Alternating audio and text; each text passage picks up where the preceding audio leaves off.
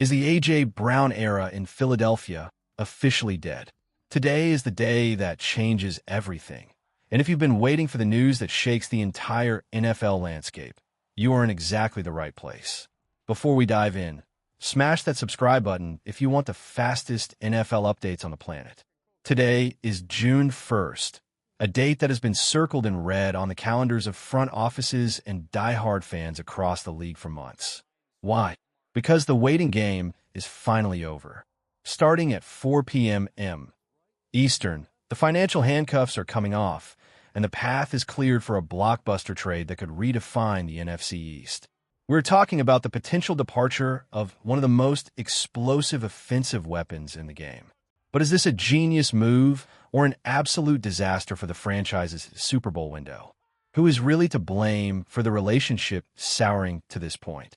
Drop a name in the comment section below and let me know if you think this is on the player, the coaching staff, or the front office. To understand why this is happening right now, we have to look at the cold, hard numbers. If the Eagles had pulled the trigger on a trade before today, they would have been hit with a catastrophic $43 million in dead money. It was mathematically impossible for them to absorb that kind of hit.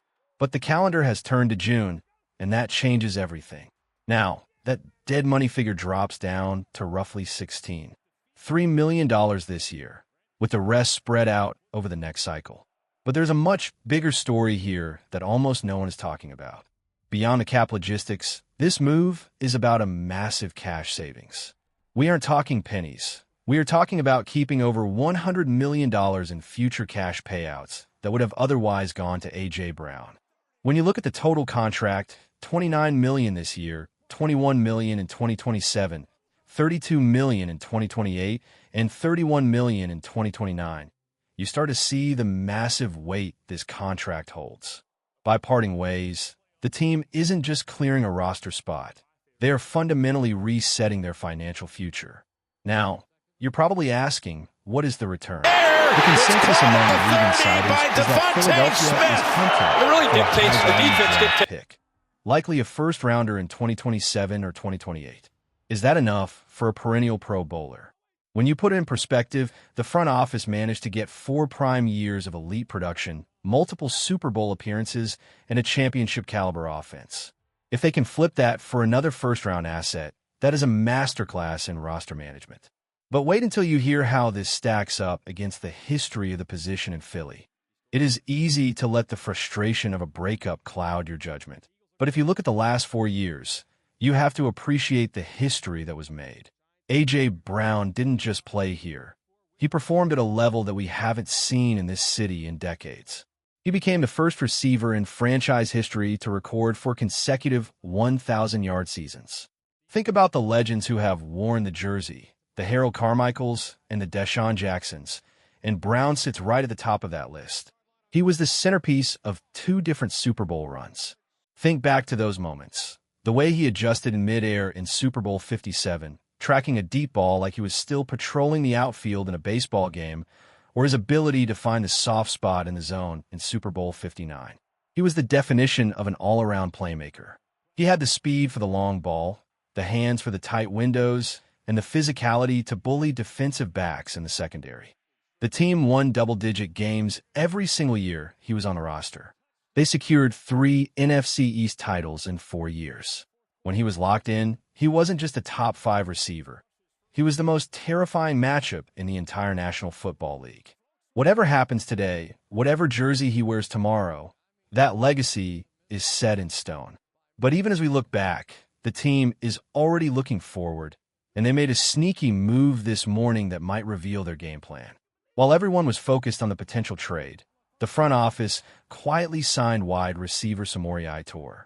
This is a fascinating move because it reunites Toure with the new offensive coordinator, Sean Mannion. They worked together back during their time in Green Bay. This follows a clear pattern of the team, bringing in guys who already know the system and have history with the coaching staff. Toure is a physical receiver who stands at 6'1" and weighs nearly 200 pounds. He has spent time with a few different organizations, and while his raw production numbers, 14 catches and 163 yards in limited action, don't jump off the page. His value lies in his familiarity with the playbook. This is exactly the kind of move a team makes when they are preparing for a massive shift in their wide receiver room. So what does this tell us? It tells us that the team is not just preparing to lose a star. They are preparing to pivot. They are bringing in players who can step in immediately and execute the specific nuances of the new offensive scheme. It is a sign that the front office is already building for the post-AJ era. The question remains, can they fill the massive void left by a player of that caliber? We have seen them do it before. When the offense was struggling, they were aggressive and went out to land a superstar to pair with their young talent. Now, they may be forced to find that same level of aggression in the draft or free agency once again. The next few hours are going to be absolute chaos. We are waiting for the final word, the confirmation of where he is headed, and the official statement from the front office. When that trade notification hits, we're going to be right here to break down every single detail, every draft pick involved, and what it means for the upcoming season. Is this a massive betrayal of the fan base, or a necessary surgical procedure to keep the team competitive for the long haul? You have to wonder how the locker room will react once the dust settles. When you trade away a guy who has been your most reliable weapon for 4 years, you aren't just losing a player. You're losing a piece of the team's identity. The leadership in that locker room is going to have to step up in a huge way to keep the culture from slipping. We're tracking every development, every rumor, and every move across the league.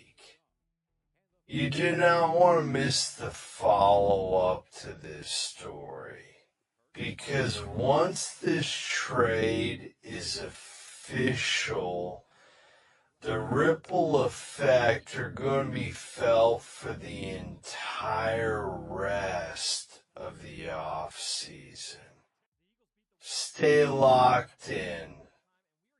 Keep those notifications turned on, and make sure you're ready for the update. This is the biggest story of the summer, and we're going to cover every single second of it until the final trade papers are signed. Are you ready for a new chapter of Eagles football? Or is this the start of a long, difficult rebuild? We will find out very soon.